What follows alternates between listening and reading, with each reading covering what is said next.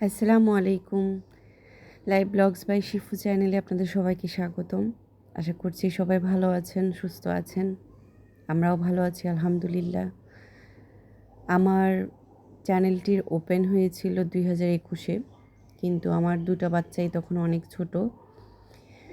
সেই জন্য আসলে চ্যানেলটাতে খুব একটা সময় দিতে আমি পারিনি। তবে এখন চেষ্টা করছি প্রায় ছোটোখাটো আমার ডেইলি ব্লগসগুলো, আমার ডেইলি লাইফ স্টাইলগুলো, লাইফে কী করছি না করছি, ভালো মন্দ সব কিছুই আপনাদের সাথে শেয়ার করার। আশা করছি যে আমার ভিডিওটা দেখবেন, ভালো লাগবে, আমার পাশে থাকবেন, আমাকে সাপোর্ট করবেন। যে কথাটা সবসময় বলে আসছি, বলবো হয়তোবা। তো আমার ছেলেদের রুমে 6-7 ফিটের বক্স খাট ছিল, যে আমি বলেছিলাম আমার আগের একটা ব্লগে যে সেটা আমার নানুর দেওয়া।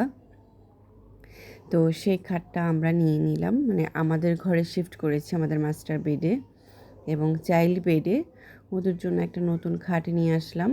এই তো দেখতেই পারতেছেন, এটা হচ্ছে 5-7। আমার 3 বেডের বাসা হওয়া সত্ত্বেও বাসার রুমগুলো খুব একটা বড় না, যেহেতু এটা একটা ভাড়া বাসাতে আপনি নিজের মতো করে কিছু গোছাতেও পারবেন না, নিজের মতো করে রুমগুলো বড় করেও পাবেন না, এটাই স্বাভাবিক। তা আমাদেরকে এর মাঝেই ম্যানেজ করে চলতে হয়। তো আমার আসলে চিন্তা ভাবনা ছিল যে ছেলেদের যেহেতু বড় হয়ে যাচ্ছে, স্কুলে দিব সামনে, ওদের একটা পড়ার টেবিল লাগবে, আবার ওদের কিছু বিনোদনের জিনিসও লাগবে, যেমন সাইকেল চালাবে, ঘরে খেলবে। তো সেই স্পেসটা আর পাচ্ছিলাম না, সেই জন্যই মূলত এই চিন্তা করা যে বড় খাটটা ওটা ওদের রুম থেকে সরিয়ে ফেলবো, ওদের রুমে ছোট একটা খাট দিব। আর ওরা এখনও আলাদা ঘুমায় না, আমার সাথেই ঘুমায়, আমার কাছেই ঘুমায়।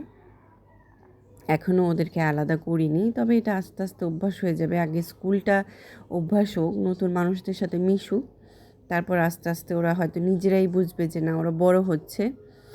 তো এই জন্য এখনই এটা করছি না, পরবর্তীতে করব চিন্তাভাবনা থেকেই আসলে ওদের রুমে একটা ছোট খাট দিয়ে দিলাম। তো দেখতে পাচ্তেছেন 5-7-এর খাটটা ওদের রুমে এখনও সেট করতে পারিনি। আর এটা হচ্ছে আমার ঘর, মানে মাস্টার বেড আমার, যেটা আমি আমার বাচ্চাকে নিয়ে খাটিয়ে ঘুমাচ্ছি। আর আগের একটা ভিডিওতে আমি বলেছিলাম যে আমার আমার মাস্টার বেডে ছিল 7x8 ফিটের অনেক বড় একটা খাট।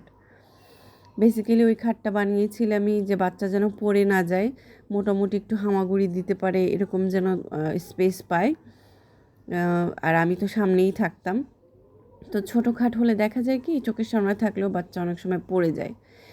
আর আমরা সবচেয়ে বড় কথা যে যখন একটা পিচ্চি বেবিকে নিয়ে ঘুমাই, তখন কিন্তু পিচ্চি বেবিকে জড়ায় ধরে বা ওকে বেশি ঝাপটাঝাপটি করে ঘুমানো যায় না, ওকে একটু স্পেস দিতে হয়, যেহেতু ও মুতু করতেছে, অনেক কিছুই আছে ব্যাপার। তো সেই জন্য সব কিছু চিন্তা করি আমরা 7x8 ফিটের খাট 2021-এ অর্ডার করে বানিয়ে ফেলি। তো সেটা এখন আমি সেল করে দিয়েছি, সেটা আর নেই। সেটা সেল করেই এটার পরিবর্তে এখন আমি ওই খাটটা নিয়ে আসলাম, যেটা হচ্ছে 5-7। আর এখনও খাটটা ফিট করতে পারেনি, বিকজ আমাদের যে ম্যাট্রেস আর তোষক অর্ডার করেছিলাম সেটা ভুল দিয়ে দিছে, ফোমের দিয়ে দিছে। আমি ফোমের ম্যাট্রেস কখনোই লাইক করি না। আর এটা হচ্ছে আমার ডাইনিং স্পেস। আমার ডাইনিং স্পেসে কিন্তু ডাইনিং টেবিলটা নেই। আমার ডাইনিং টেবিলটা খুব রিসেন্টলি নিয়ে আসবে, সেটা নিয়েও আমি একটা ব্লগ করবো ইনশাল্লাহ। তো কালকে খাট আনার সাথে সাথে আমি একটা শু র্যাকও অর্ডার করি, শু র্যাকও নিয়ে আসি। এই তো দেখতেই পাচ্ছেন একটা শু র্যাক। আমার ইচ্ছা ছিল মালয়েশিয়ান উডের যেটা ফ্রন্টে গ্লাস আছে, ওই শু র্যাকটা নেওয়ার, কিন্তু আমার হাজব্যান্ড বলতেছে বাচ্চার ঘর এখনই নিও না, ঘরটা কনজেস্টেড হয়ে যাওয়াতে হয়তো কোনো সময় বাড়ি লেগে যেতে পারে, ভেঙে যেতে পারে গ্লাসটা। তো একটু আগে দেখো, ডাইনিং টেবিলটা সেট করো, দেন চিন্তা করো। তো এতদিন আমার এই শুগুলো ছিল নর্মাল একটা ক্যাবিনেটে, সেটা অ্যাকচুয়ালি কিচেন ক্যাবিনেট। তো আমি ওটাকে রিসাইকেল করে ইউজ করেছিলাম। তো এখন ওইটা আবার পরিষ্কার পরিচ্ছন্ন করে ওটা কিচেনেই দিয়ে দিছি, আর এখন শু রেখেই শু রাখছি। তো আমার শু র্যাকটা কেমন হয়েছে জানাবেন। ভিতরে 4টা মনে হয় থাক না 5টা যেন। তো এটা নিয়ে ফেলাতে আমার খুব সুবিধা হয়েছে। এটা কিন্তু মালয়েশিয়ান বোর্ডের না, এটা বাংলা বোর্ডের। আর এটার প্রাইস নিয়েছিল 2500 মতো। হ্যাঁ, 2500ই নিয়েছিল। তো এই বোর্ডেরগুলোর কিন্তু ব্ল্যাক কালার হয়, তেঁতুল বিচি কালার হয়, ব্রাউন কালারের মতো হয়, অনেক কালার হয়। বাট আমার কাছে খুব স্ট্যান্ডার্ড লেগেছিলো হোয়াইট কালারটাই, সেজন্য আমি হোয়াইট কালারটাই নিয়েছি। এই তো আমার ছেলের জাজিম তোশক এগুলো নিয়ে আসার পরে আমি যখন খাটের উপরে চাদর বিছালাম, রুমটা ঝাড়ু দিলাম, গুছগাছ করলাম। খাটটা সেট করতে অনেক কষ্ট হয়েছিল, কারণ খাটটা যেহেতু নতুন, এটার আপনার ওই ওটাকে কী বলে, ঝলমগুলোকে কাটতে হয়েছিল। পুরা কাঠের গুঁড়ি, কাঠের টুকরা দিয়ে আমার ঘর ভরে গিয়েছিল। এইগুলো পরিষ্কার করলাম। পরিষ্কার করার পরে এখন দেখতেই পারতেছেন এখন ওদের ঘরটা কতটা ফ্রি হয়ে গেছে, ফাঁকা হয়ে গেছে।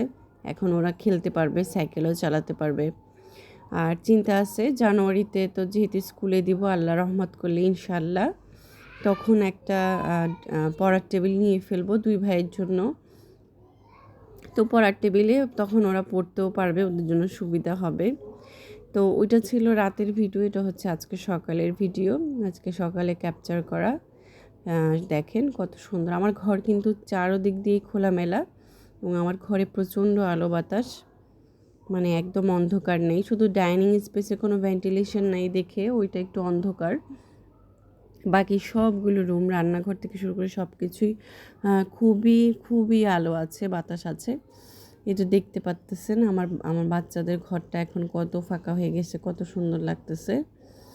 সবচেয়ে বড় কথা রিল্যাক্স লাগতেছে যে ওরা এখন মন মতো করে সাইকেল চালাতে পারবে, খেলতে পারবে। তো যেহেতু ডাইনিং টেবিলটা অর্ডার করেছি, আমরা অর্ডার করেছি প্রায় 20 দিন হচ্ছে। বানাতে একটু সময় লাগছে, যেহেতু এটা সেগুন কাঠের দিচ্ছি, বার ছাড়া পিওর সারের সেগুন কাঠের। প্রাইসটাও আমাদের খুব ভালোই গুনতে হচ্ছে, সেটাও জানাবো নেক্সট ব্লগে। তো এই জন্যই ডাইনিং টেবিল আনবো বলেই ঘরটা একটু ফ্রি করার জন্যই এখন একটু ছোট ছোট জিনিসগুলো রেখে দিয়েছি। আমার ভিডিও যাদের ভালো লাগবে অবশ্যই কমেন্ট করবেন, কমেন্ট করে আমার পাশে থাকবেন, আমাকে সাপোর্ট করবেন।